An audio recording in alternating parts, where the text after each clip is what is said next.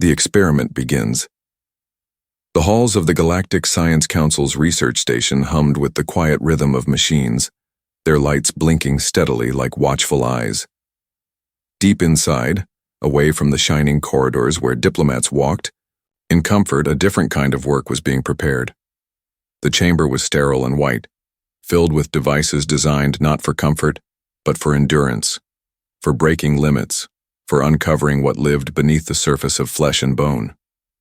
The subjects brought into this chamber were humans, a species most aliens believed to be curious but ultimately fragile when compared to the hard shells of insectoid races or the regenerative scales of aquatic ones. That belief was about to be tested in ways the Council had never imagined. Marcus, a young soldier from Earth, stood among the captured group.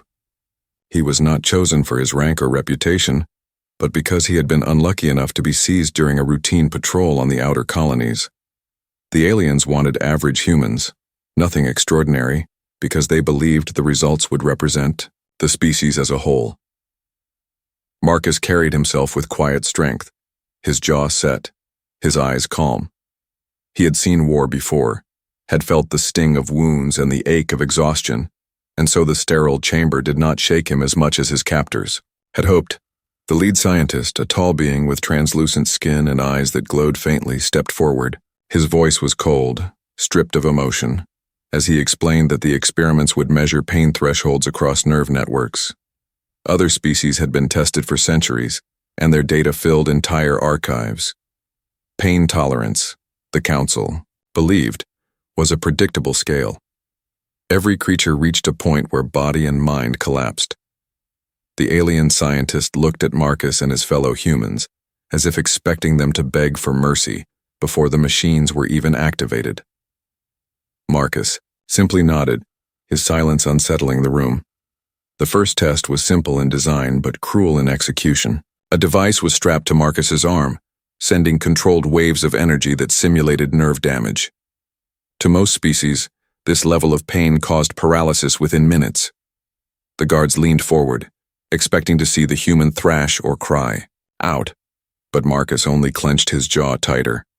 His breathing slowed, steady and measured, as though he had been trained for moments like this. The alien observers wrote notes with rigid hands, their tendrils trembling slightly. One whispered to another that the machine might not be calibrated correctly. The lead scientist ordered an increase in power. The waves surged stronger, burning, along his arm like fire under the skin.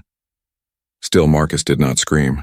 He closed his eyes, remembering the biting cold of winter drills back on Earth, the burn of muscles pushed to their limits, the endless hours his commanders had forced recruits to endure to build discipline. Pain was not new to him. It was not an enemy but an old companion, one he had met in battlefields and training grounds alike. Compared to those memories, this alien machine was only another test to pass. Sweat beaded on his forehead, but he stood firm. Other humans in the chamber watched him closely. His endurance became a silent challenge to them, a reminder of who they were. When their own turns came, they too gritted their teeth, some whispering songs under their breath, some biting down on their lips until they bled, but none surrendering quickly. The guards shifted uneasily, as each subject lasted longer than any alien test subject had before. It was not supposed to happen like this. The humans were meant to collapse, to break, to prove their fragility. Instead, they stood like statues under fire. The lead scientist felt his confidence waver, but forced the session forward. If humans would not break at these levels, they would simply raise the intensity again. The machines pulsed harder, the energy climbing to points that should have ended consciousness. Marcus swayed but did not fall. His lips parted slightly, and for a moment the guards thought he would cry out. Instead, he muttered something under his breath, words they could not understand but heavy with defiance. It was not a scream of pain but a reminder that he was still present, still human, still unbroken. When the session ended, Marcus's arm trembled with strain, his skin marked by burns, yet he stood tall. The scientist noted the results in a clipped tone, refusing to show the unease creeping into his thoughts. Around him, however, the other staff could not hide their whispers. One muttered that humans might be different from what they had been told. Another asked quietly how much further the tests would go. The guards avoided Marcus's eyes as they led the subjects back to their holding cells. For in his gaze there was no sign of defeat, only a calm fire that unsettled even the hardened soldiers. As the chamber emptied, the lead scientist stared at the machine's readings, lines of data climbing higher than the limits set for most species. For the first time in his long career, he wondered if the council had made a mistake. Pain was meant to measure the fragility of a species. Yet in these humans, pain seemed to awaken something else entirely, the first signs of fear. The next day, the humans were brought back into the chamber, and this time there was no doubt in the minds of the alien researchers that what they had seen before had not been a malfunction or an error in the machine. The data had been reviewed again and again, cross-checked against centuries of archived records, and still the results remained. The humans had endured levels of pain that should have rendered them unconscious or left permanent damage. Instead, they stood, shaken but alive, and their eyes carried a stubborn fire that no graph or chart could explain. Marcus walked into the chamber without resistance, his back straight, his arm still marked from the previous trial.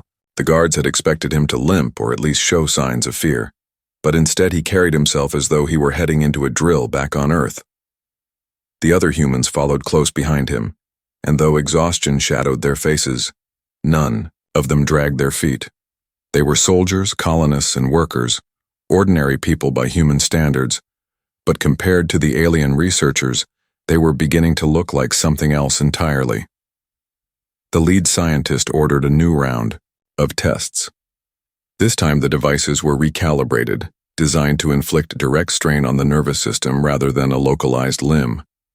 The chamber filled with a low hum as the machines warmed, the lights dimming as power was drawn from the station's core. One assistant shifted uncomfortably as the power levels climbed higher than standard protocol allowed. Still, the lead scientist insisted, recording every second with cold precision. Marcus was strapped into the chair once more, his chest bare, his hands bound at his sides. When the energy current began to flow through him, his muscles tightened instantly, his back arching against the restraints. The current was designed to simulate deep nerve damage, the kind that tore through the body and scrambled the mind. Aliens, who had been subjected to this level of strain, often collapsed into madness before losing consciousness. The observers leaned forward, waiting for the scream they were certain would come. But Marcus did not scream. His teeth clenched, and his breathing grew ragged, but his eyes remained locked on the glass panel where the scientist stood. It was not a look of plea or desperation. It was a look of challenge, as though daring them to go further. Minutes passed, each one heavier than the last, until finally the current was cut off. Marcus sagged forward, his chest heaving, but he remained conscious. A flicker of disbelief passed through the room. The guards exchanged uneasy glances, one even stepping back a pace as if the man strapped before them were not prey, but predator. Then another human, a woman named Claire, was brought forward. She too was subjected to the current, and though her body trembled violently, she forced herself to hum a low tune, a song from her childhood back on Earth. The sound carried across the chamber, soft but steady, and the other humans began to murmur with her. The aliens stared in confusion, unable to comprehend why their subjects were singing when their bodies were being torn by pain.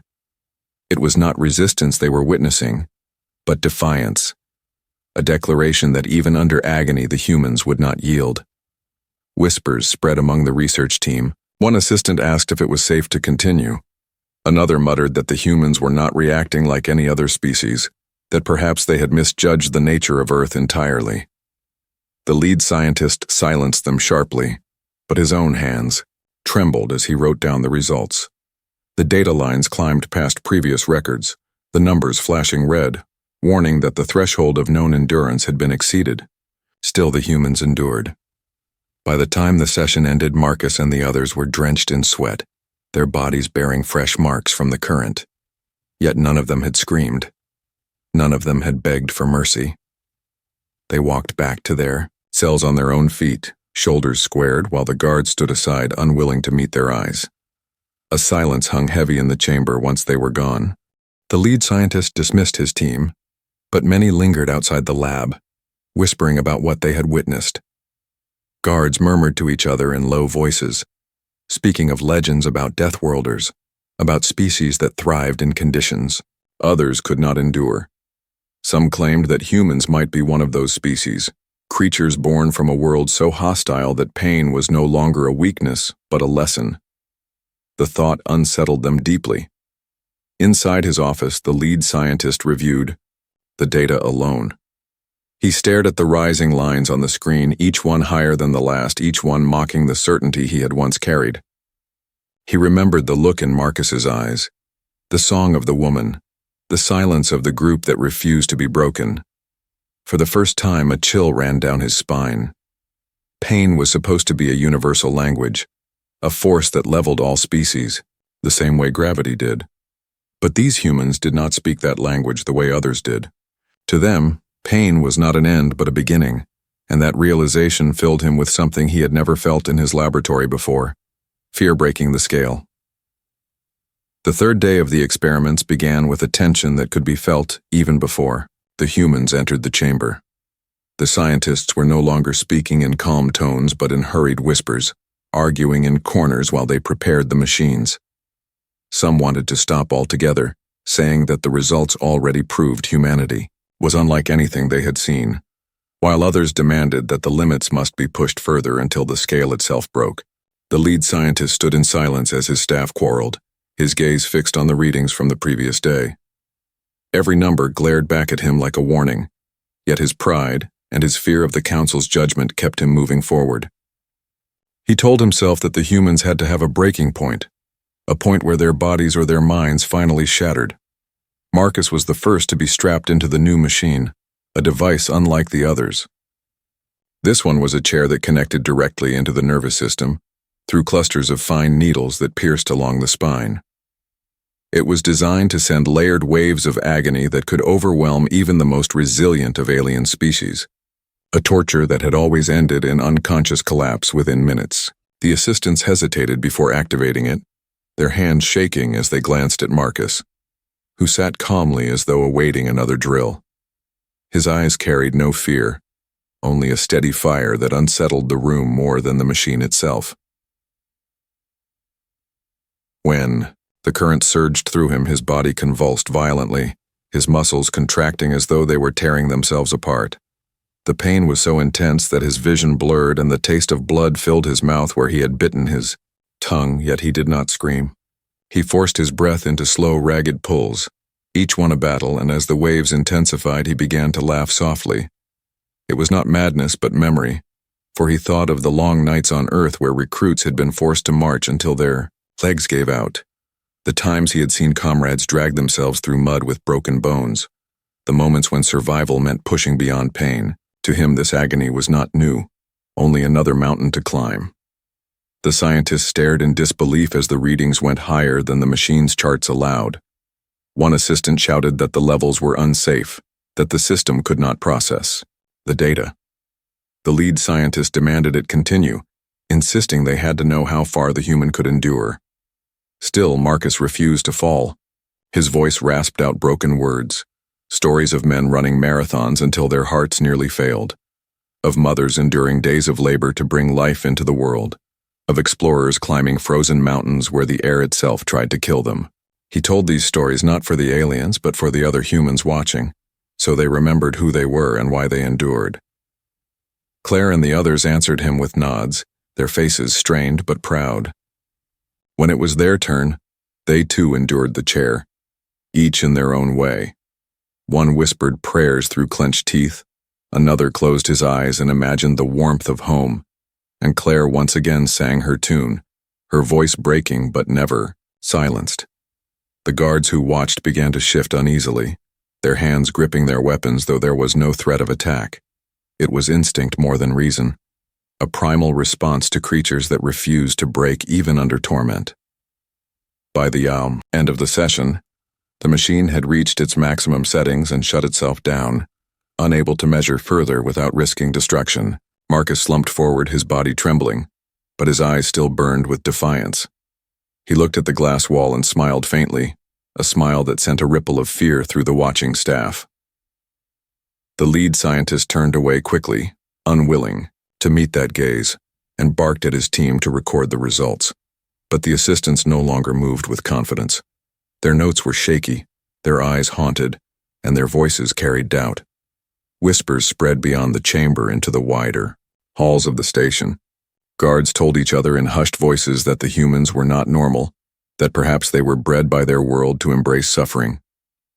The word Deathworlder passed from tongue to tongue, and with it came the uneasy silence of soldiers who had seen too much. No one wanted to speak of it openly, but the fear was growing. That night Marcus sat in his cell with the others, his body aching with every breath, yet his spirit unbowed. He told them quietly that pain was nothing new to humanity, that their ancestors had survived plagues, storms, and wars that would have ended other species. He reminded them that endurance was not a gift, but a habit, forged by struggle. The others listened, and though exhaustion weighed heavy on their faces, their eyes gleamed with the same light as his. And in the control room, the lead scientist sat alone staring at the broken scale of the machine. The data had gone beyond its limits, beyond numbers and charts, and into a place where logic failed. For the first time, he admitted to himself that they might have unleashed something far beyond their control. Pain was meant to be a measure, but with humans it was becoming something else entirely. It was no longer science. It was terror. The cracks in control. The fourth day began with unease spreading through every corridor of the research station. The guards avoided looking at the humans when they were marched from their cells, their grips tight on their weapons, though none of the prisoners had made a single move to resist. Fear hung in the air, heavier than the sterile scent of the laboratories, and even the scientists, usually so precise and clinical, were whispering doubts. The lead scientist, however, walked with rigid determination. His pride and reputation demanded that the experiments continue. He told himself that humanity was not limitless, that eventually they would find the breaking point. Yet deep inside, he felt something that had never existed in his work before, something that clouded his judgment. That something was dread. Marcus noticed the shift. He saw the way the guards held their breath when he passed, the way the scientists no longer met his eyes, the way their voices lowered whenever he stood near. Pain had not broken the humans, but it had broken something in their captors. The alien veneer of control was cracking, and Marcus understood that fear was spreading faster than any report could capture. His body still ached, his muscles twitched, with aftershocks of torment, but his spirit felt sharper. He whispered to his fellow humans that the aliens were beginning to fear them, and that fear was power. In the chamber, the machines had been altered again. This time, the scientists had designed an ordeal that simulated battlefield trauma. Sensory nodes were placed across Marcus's body, linking to a device that created illusions of explosions, fire, and shrapnel tearing into flesh. It was not just pain now, but the experience of war, an attempt to force the mind to surrender when the body could not. When the machine activated, Marcus was thrown into visions of chaos, the sounds of artillery thundering in his ears, the sting of phantom wounds ripping across his body. The scientists watched closely, certain that the weight of memory and pain combined would drive him into madness. But Marcus had already known war. He had walked through real fire, had watched comrades fall, had carried wounds that no simulation could truly match. Instead of collapsing, he steadied himself, reminding his mind that this was illusion, that he had survived worse. He grit his teeth, forced his breathing steady, and then, to the astonishment of the researchers, he began to laugh. It was a low laugh, hoarse from exhaustion, but it echoed through the chamber like a weapon. He mocked the simulation, saying aloud that it could never match reality, that it was only a shadow of what humans endured daily on their violent world. The other humans were made to endure the same trials, and each found their own way through. One cursed loudly, hurling words the aliens could not understand but whose fury shook the guards. Claire sang again, her broken tune carrying across the chamber until the sound clashed with the false screams of the simulation, reminding everyone that her voice was stronger than the machine's illusions. Another subject closed his eyes and whispered the names of family members each one a shield against the waves of agony. None of them surrendered. None of them begged. The simulation broke against their will like waves on stone. For the first time, the council scientists began to argue openly in the chamber. One shouted that it was madness to continue, that they were no longer conducting research but provoking something dangerous. Another insisted that the council would demand answers, that if they stopped now it would be seen as weakness. Their voices rose, cracking with fear, while the humans sat quietly, their eyes locked on their captors with unnerving calm. The power in the room had shifted, and everyone could feel it. The prisoners were no longer the ones being studied. It was the scientists who were unraveling under observation. That night in the cells, one of the guards, a young alien who could no longer hide his unease, slipped a ration pack through the bars. He whispered in broken words that he respected their strength, that no species should be able to endure what they had. Marcus accepted the food without comment, but he saw the truth in the guard's trembling eyes. Fear had reached the rank and file, and soon it would spread beyond the walls of the station. In the control room, the lead scientist stood over the glowing screens, his hands clenched tightly as he forced himself to stare at the data. The numbers no longer looked like victories to him. They looked like warnings, red lines flashing across every chart. He thought of Marcus's laughter in the simulation, the way the humans carried themselves like warriors even when broken and burned, and he felt the weight of something larger than science. Perhaps they had not discovered the limits of humanity. Perhaps they had stumbled onto a truth the galaxy had chosen to ignore. Pain was not their weakness. Pain was their strength. And with that strength, the humans were no longer just subjects of study. They were threats. The turning point on the fifth day, the humans were no longer seen as mere captives. Whispers had traveled through the station until even those who had never set foot inside the chamber spoke of them in hushed tones. The guards walked differently now, their weapons held tighter but their steps hesitant, as if they were no longer certain who was truly in control. The scientists tried to keep their posture straight, but their voices faltered when they gave instructions. Something had shifted, something invisible but undeniable. The humans were not simply enduring the trials. They were changing the balance of power without lifting a single weapon. Marcus could feel it. When he and the others were led back into the chamber, he sensed the unease in every movement of their captors. His body was scarred, his muscles ached from endless strain, but his spirit burned brighter than before. He knew the tests were breaking the scientists more than they were breaking him. The lead scientist, however, refused to admit defeat. His pride and his fear of failure to the council demanded another escalation. He ordered the machines to be prepared for a trial that no being had ever survived. His team looked at him in horror, but they obeyed. Their fear of him outweighed only by their fear of what the humans represented.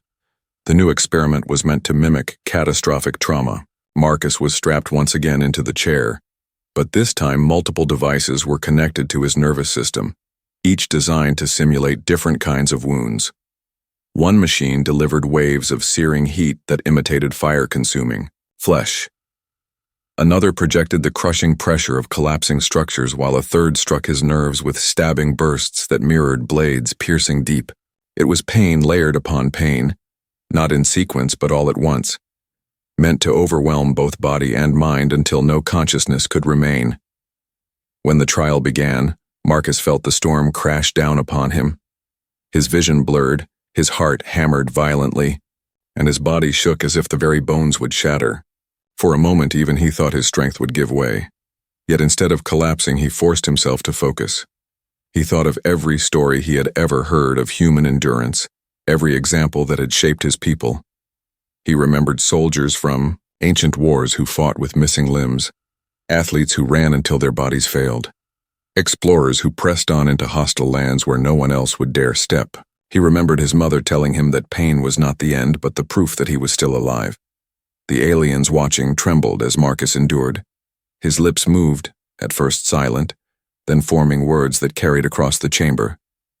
He began to speak of humanity itself, of how pain had been their companion since the first humans walked barefoot across sharp stones, of how every generation had carried scars from fire, famine, and conflict. He told them that suffering did not destroy humans but shaped them, carved them into something stronger. His voice broke, but it did not stop. And then, to the horror of the researchers, Marcus began to laugh again, not with madness, but with defiance, daring the machines to do their worst. The others were subjected next, and each one carried themselves with the same unyielding spirit. Claire sang through the waves of pain, her voice breaking but rising again and again. Another whispered promises to his children that he would not fall. Another bit down so hard he bled, but when the trial ended, he lifted his head and smiled weakly at the glass wall.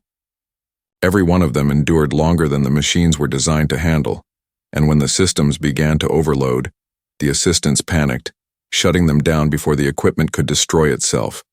The lead scientist shouted at them for their weakness, but his own voice cracked as he said the words. His assistants no longer looked at him with respect, but with fear and doubt. One finally spoke aloud what they were all thinking, that the humans were not test subjects anymore, they were warnings. The guards stood stiffly at the doors, their weapons held high but their eyes betraying terror. For the first time since the program began, the chamber did not feel like a laboratory. It felt like a battlefield, and the humans were the soldiers standing victorious without moving from their restraints.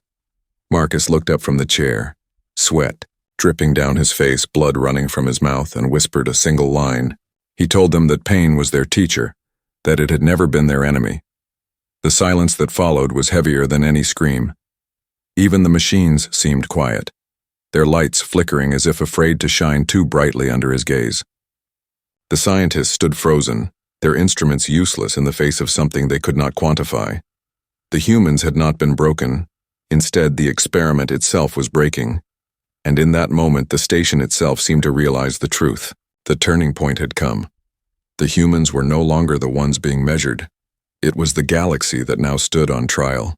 Humanity's revelation. The laboratory was silent in a way that felt wrong, as if the walls themselves were holding their breath. While the humans rested between trials, but no one dared to call it rest because the tension still hung in the air, like a storm waiting to strike. Marcus stretched his arms slowly and flexed his fingers, feeling every ache and burn in his body. But it did not matter because he knew that endurance was not about avoiding pain. It was about surviving it and learning from it. Claire beside him sat upright with her eyes closed, whispering words of encouragement, not to herself, but to the others, because she understood that strength was contagious, that hope could be shared like a shield in the face of suffering. And even the smallest gestures mattered when the creatures watching them had never seen such defiance before. The lead scientist paced back and forth, his eyes darting to every monitor as he tried to calculate something that could not be measured. His voice rose and fell, but there was no authority in it, and the assistants around him exchanged glances, their faces pale with fear, because they had begun to understand that these humans were not ordinary beings, that the limits of their biology were not what they had assumed. They were watching Marcus stand slowly, despite being strapped into the restraints in his body, trembling from hours of relentless trials, and he lifted his head so high that it felt like he was staring straight through the walls into the very souls of those who had come to test him. And in that moment, every machine that had sought to harm him seemed powerless. Every light that had promised control flickered weakly, as if afraid to illuminate his presence. Marcus spoke, then not in anger or challenge, but in a calm and measured tone, telling them that humans had survived deserts so hot that metal melted beneath the sun. They had endured oceans so cold that ice cut through flesh. Humans had walked through fire, famine, and war. And yet here they were, still alive, still standing, still breathing, and the alien scientists felt the weight of every word pressing down on them, heavier than any machine could have applied. Their calculations fell apart, their theories crumbled, because pain for humans was never just sensation. It was history, it was memory, it was training, and every generation carried the lessons of those who had suffered before them. The other humans joined in even as their bodies screamed in protest, each one telling their story of survival, of scars and wounds, of moments where surrender seemed inevitable. But they did not surrender, and the aliens watched transfixed, their pens dropped from their hands, their instruments ignored, because nothing could compete with the sheer will radiating from the humans as they demonstrated not weakness but mastery of the very thing that had been used to break them. Their endurance was a language, their resilience a statement that could not be denied, and the room felt smaller. Not because it had changed, but because the presence of the humans filled every corner with an invisible force that the observers could feel pressing against their reason. For hours the trials continued in ways that were never intended, not because the humans were being punished, but because their presence forced the station to confront its own limitations. Every attempt to push them further was met with a calm acceptance, with a refusal to yield. And in that silence the aliens began to learn that humanity was a weapon forged, not from technology or firepower, but from every hardship, every struggle, every challenge that life had thrown in their path. Marcus could smile despite the pain because he realized that the experiments had become irrelevant. The humans had claimed the narrative, and the observers were no longer measuring pain. They were measuring themselves against something beyond comprehension. By the end of the cycle, the scientists and guards had changed. Marcus could see it in their eyes that fear had replaced certainty, that respect had replaced arrogance, and that every calculation they had made about humanity was now useless. The humans had rewritten the rules without speaking a single command, they had endured without complaint, and in doing so, they had become the measure of what was possible for any species in the galaxy.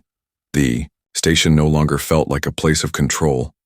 It felt like a monument to a truth the aliens had never understood, and Marcus and the others had emerged not as victims, but as the proof that no machine could define the strength of a human soul. As the chamber doors opened and the humans were finally allowed to step out, they did not run or demand victory because it had already been won silently, invisibly, irrevocably. The aliens stepped back, giving way as if instinctively understanding that a new order had been established, and the humans walked forward not as prisoners, but as messengers of a force no one could ignore. A force born from endurance and courage that would forever change the way the galaxy perceived them. The day they learned fear. The moment the humans stepped into the observation chamber, the atmosphere changed in a way that no technology could simulate. The aliens felt it first as a tightening in their chests, and then as a cold awareness that their assumptions were unraveling before their very eyes. Marcus led the group, his body still marked with bruises and scars, but he carried himself with a confidence that came not from ignorance of suffering, but from mastery over it.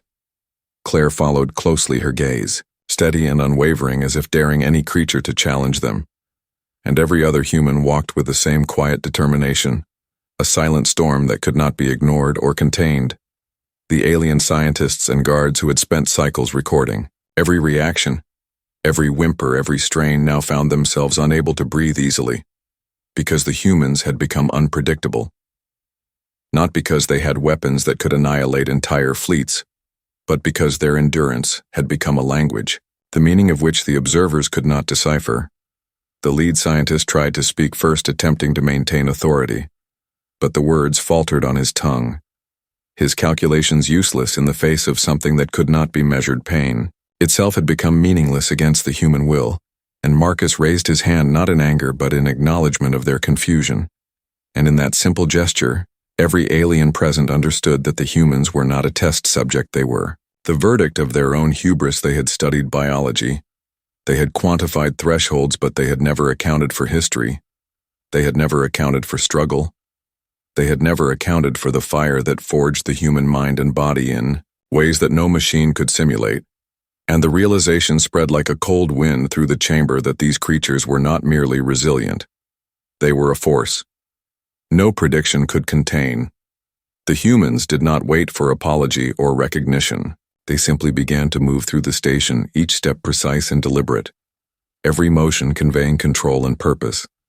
Their eyes swept over every instrument, every console, every panel, and the aliens flinched under the scrutiny, because nothing, in their understanding, allowed for a species to survive every assault, every trial, and yet remain calm to the point of command. Their endurance had transformed into dominance not of territory or weapons, but of perception and influence.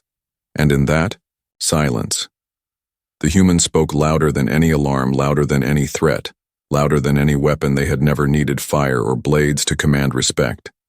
They needed only the truth of what they had endured, and the aliens understood it instinctively. The corridors, the humans paused only briefly to inspect the mechanisms of their containment as if curiosity demanded it.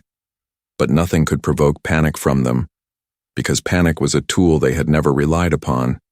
It belonged to those who lacked the training to overcome their limits, and the guards who had once prided themselves on control now followed, silently aware that they were witnesses to a power that could not be restrained. Every scientist and assistant had learned a lesson that would echo across star systems, that humans were more than resilient.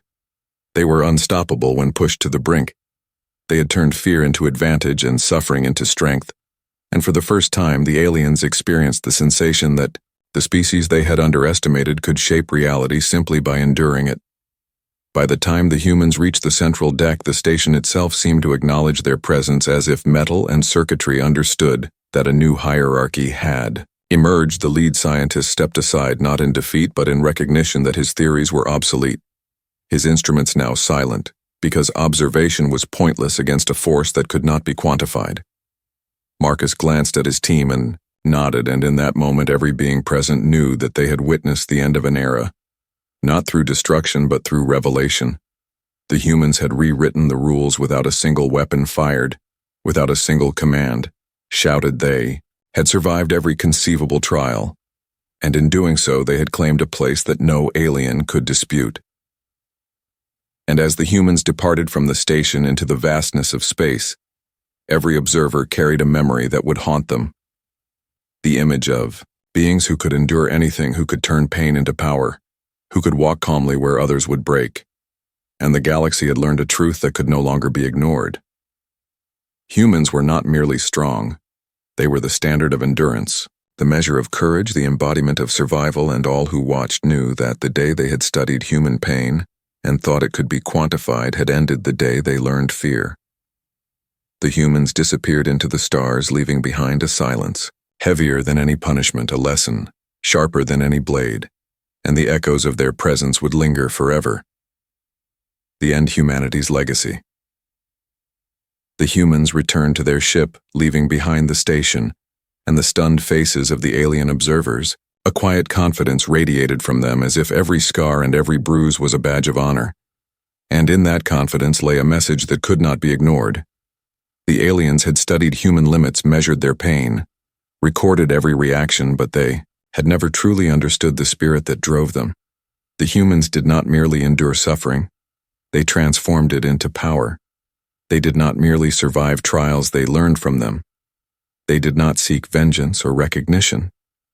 They simply embodied what it meant to exist and to thrive in a universe that seemed designed to break any species weaker than themselves. Every step taken by Marcus and Claire, every glance exchanged between the team carried the weight of centuries of evolution and adaptation. The air seemed to shimmer with the aura of beings who had faced death in forms that no other species could imagine, and yet had walked away with calm eyes and steady hearts. The aliens tried to rationalize what they saw using formulas and simulations, but every model collapsed because humans were not data points. They were a force of nature, a confluence of instinct, intellect, and will that could not be predicted or contained. Their endurance was a statement, their presence a declaration, and as the humans entered the star lanes beyond the station, the very machines that had monitored them seemed to hum in acknowledgement of a truth that transcended technology and observation. The scientists and guards who remained stared into empty corridors, aware that nothing they had learned could prepare them for what they had witnessed, that humans were capable of more than any calculation, more than any theory, more than any fear or expectation. The galaxy had tried to confine them and failed because humans were not confined by walls or cages, by pain or threat. They were defined by their response to it, by their choice to rise above it, and in that choice lay a power that no alien could challenge. In the silence of the station, new understanding took root. The humans had not fought to dominate or to conquer. They had simply existed as they were, fearless, unbroken, and undeniable. And in that existence they had rewritten the rules of engagement across the stars. Their legacy would not be recorded in destruction or war reports. It would be remembered in whispers and calculations, abandoned in astonishment in every corner of the galaxy where an alien dared to think of underestimating them again. Humans were no longer just a species, they were the standard, The measure, the embodiment of resilience, and the aliens would carry that memory as a caution, as a lesson, as a truth that could not be ignored or erased.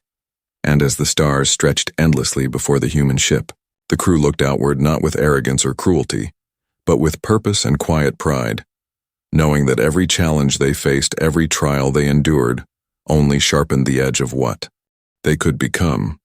And in that awareness lay a calm ferocity, a readiness to face anything. Because pain was no longer a limit. It was a catalyst, fear, no longer a weapon. It was a story they could command, and the galaxy would always remember that. The species that had once been studied for suffering had become the measure of endurance itself. And every system they passed would echo with the truth of what humans could endure and achieve. The humans vanished into the infinite expanse, leaving behind lessons and awe. And the aliens would never forget the day they had studied human pain and found it infinite. They had witnessed the quiet dominance of resilience. They had understood the meaning of true strength, and every corner of the galaxy would tremble quietly at the thought that no cage, no suffering, no trial could ever bend humanity. Because humanity was not only survival, it was the apex of endurance, the very definition of unyielding spirit. And in that spirit lay the certainty that wherever humans walked, they would leave echoes of fear and respect that would endure forever. The end.